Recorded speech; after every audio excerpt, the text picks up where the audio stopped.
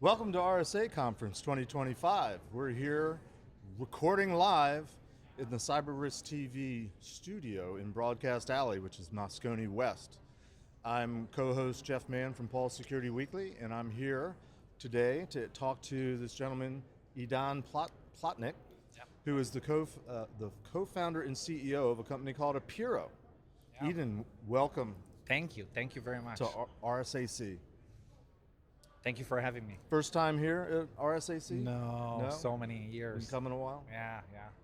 Tell us a little bit about your background, how you got into cybersecurity, and then we'll talk a little bit about Apiiro. Sure. So, as most of the Israeli entrepreneurs started as an engineer at the IDF in a cybersecurity unit, then I had sold two companies, the last one to Microsoft. I was the GM for software engineering and product running Defender for Identity.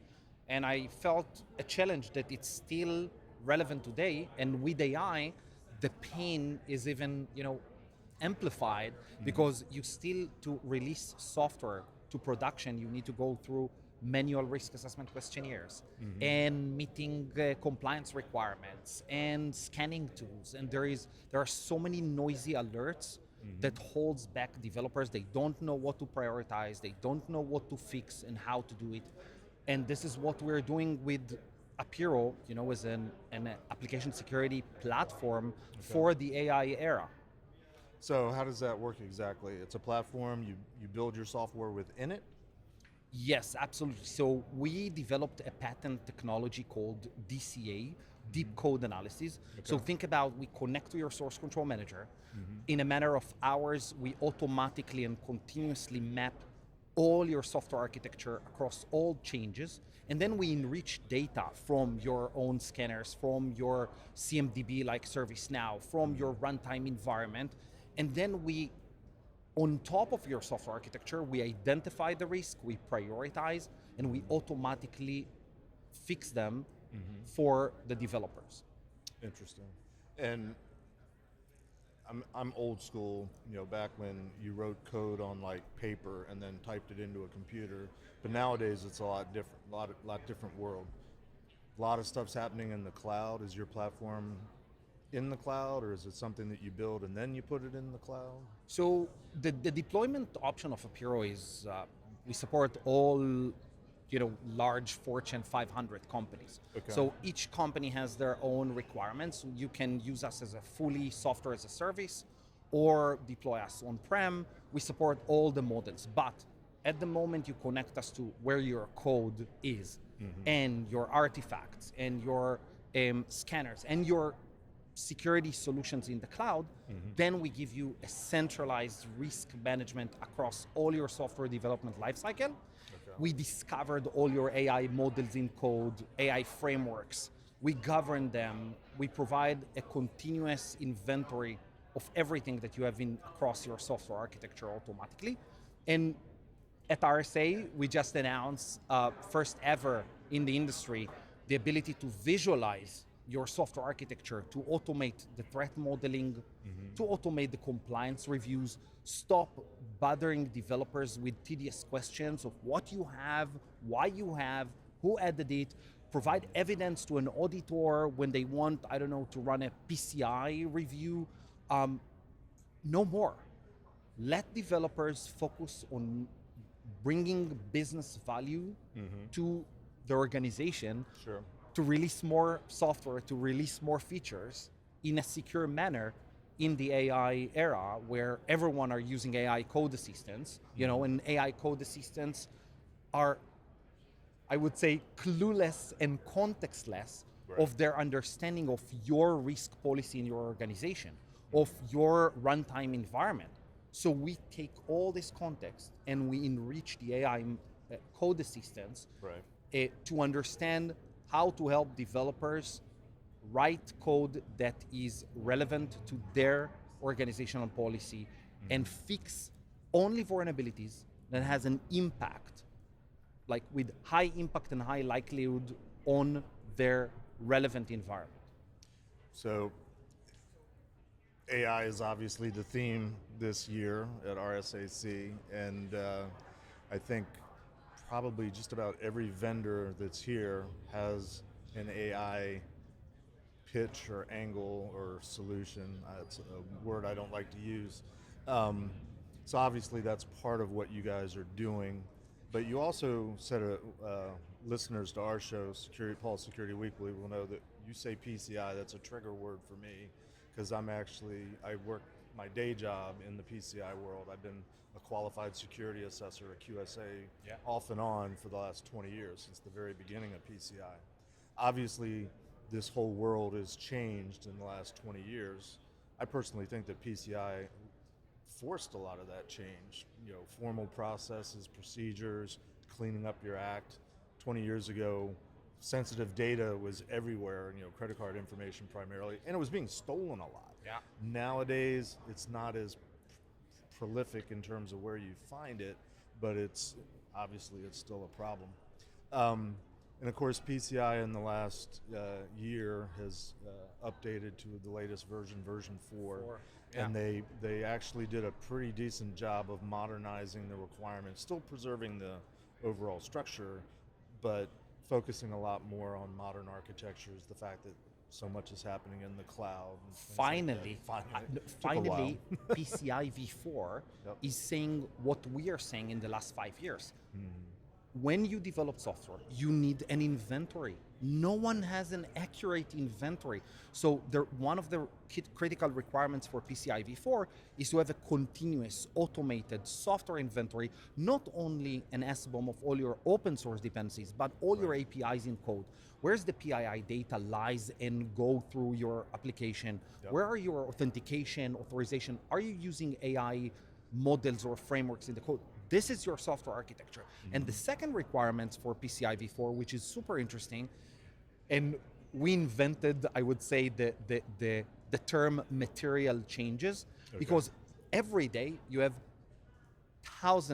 ten thousands of changes, depends on the number of developers and releases that you have. Mm-hmm. You cannot scan everything. You cannot test everything. You need to understand what is a material change automatically, and also provide evidence to auditors that you run the relevant security controls and security processes on these material changes. So these two requirements in PCI v4 actually amplify or expedite our sales as an AppSec platform and an ASPM platform. And we also have a continuous and automated compliance reports. One of them is PCI, and provide you an evidence when you review to make sure that the customer implemented all the controls. Right. Now, I have to apologize to our listeners because I used to know all the PCI requirements by heart. Not that I'm proud of that, but with version 4 and they're changing the whole numbering scheme, I don't, at the top of my head, have all those new requirements. I know the one that's the inventory for software components, that is 6.3.2, which was something as I was reading your bio in the background on Apiiro, I was like, oh, we should talk about this. Yeah. So I'm glad you brought it up. The other one, I want to say the material changes one is, I think it's somewhere in requirement 12, because it's, for a long time, the requirement in PCI is, anytime you make a significant change to your environment, your network, what they call the cardholder data environment, you got to, make sure you're doing all the things. And they also they to the code, encapsulated that into a requirement that includes code. Yeah. So much of this stuff is happening in code. It's very refreshing to me to talk to vendors that actually speak PCI, because it's been a desert for most of the last 20 years.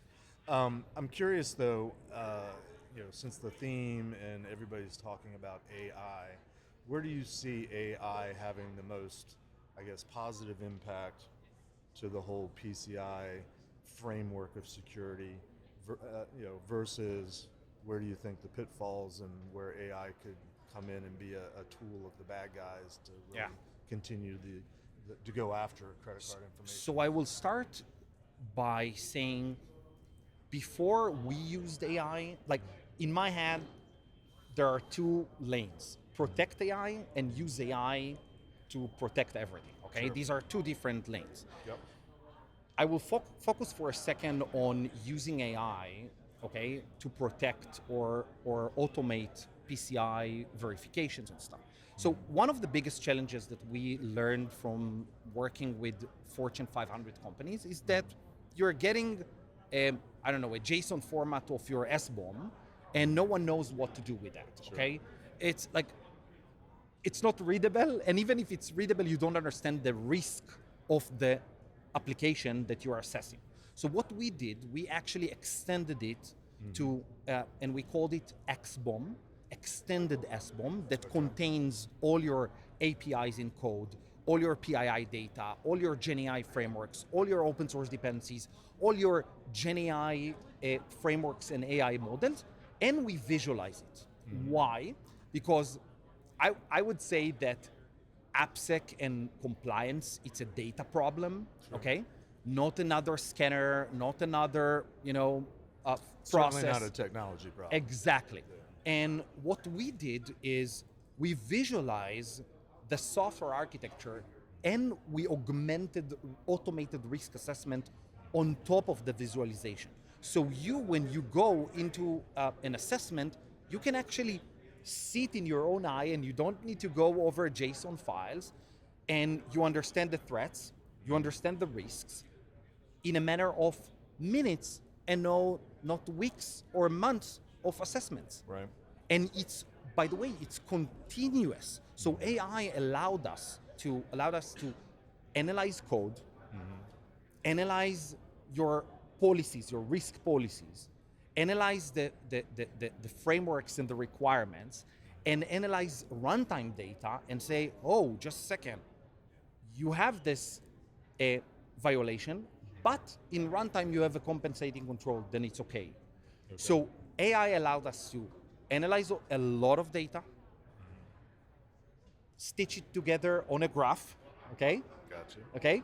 Understand. So that's the visualization. It's a Schematic. exactly. But you can go to our. But you're seeing the dependencies. Exactly, and the then right. you can understand risk in a continuous and automated manner without asking tedious questions. And even if you ask questions, think about this: it's changing. Your software architecture changes on every minute, every code commit, every deployment, every configuration change.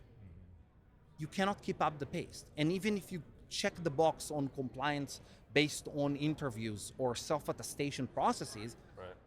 5 minutes later, it's not relevant and you have a breach of compliance for PCI. Right. So that's it. We are changing Trust this me, industry with AI. The clients that I have that have to do PCI, and in general, a lot of companies are balking at the new requirements because they require work and they require careful planning and thinking. And you're going to make us do something that's going to find issues that we have to do something with. That's not what anybody wants. Absolutely. It seems. But I want to just quickly say something on the second lane, which is protecting the usage of AI in your software, okay? So think about developers like 3 years ago, 4 years ago, when open source was a huge pain. Everyone used more and more and more open source packages in your software and they were vulnerable. Same thing for AI. Now the developers are using more and more frameworks, more and more models. The attack surface expanded.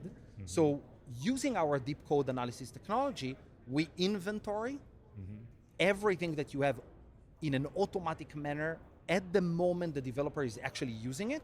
And then we govern it with our risk engine, and we can block you from getting to production early in the development lifecycle and say, hey, you are using a model or a framework that is violating our organizational policy. Stop, and this is the thing that you need to do to overcome this violation in our enterprise. That's great. Unfortunately, we're sort of out of time. It sounds like we could talk shop all day.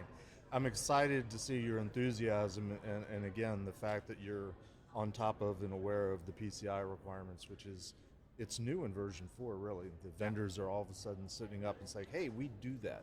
But it's all we have time for today. I want to thank you. Thank you very much. Idan Plotnik from Apiiro. If you want to learn more about Apiiro, go to securityweekly.com/Apiiro, that's APIIRO, and then tack RSAC at the end of it, and you will get more information.